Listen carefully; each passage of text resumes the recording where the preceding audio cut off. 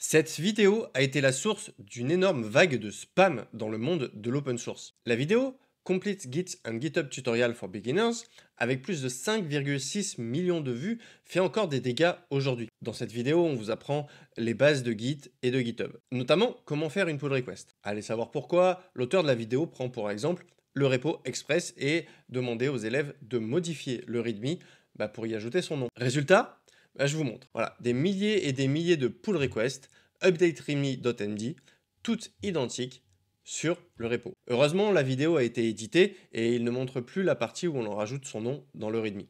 Ils l'ont aussi mis un commentaire en disant que c'est pas du tout professionnel de faire des pull requests comme ça sur un projet et qu'il faut surtout pas faire ça. Mais les pull requests sont encore là. J'imagine bien les pauvres mainteneurs du repo qui reçoivent ce genre de pull request et qui doivent les fermer une à une à la main. Alors, et pourtant, ils prennent plutôt bien, entre guillemets. Ils disent que le principal problème, c'est pas vraiment la PR en elle-même, ils disent qu'ils peuvent la fermer rapidement, etc.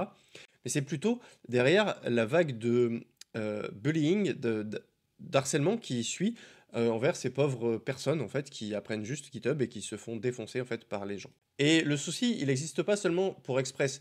Le Hacktoberfest, qui commence ce mois-ci, est aussi la source du même type de problème. Des gens qui veulent faire des pull requests pour avoir les récompenses. Sauf que c'est de la merde. D'ailleurs, ils ont rajouté un tag spam juste pour ça.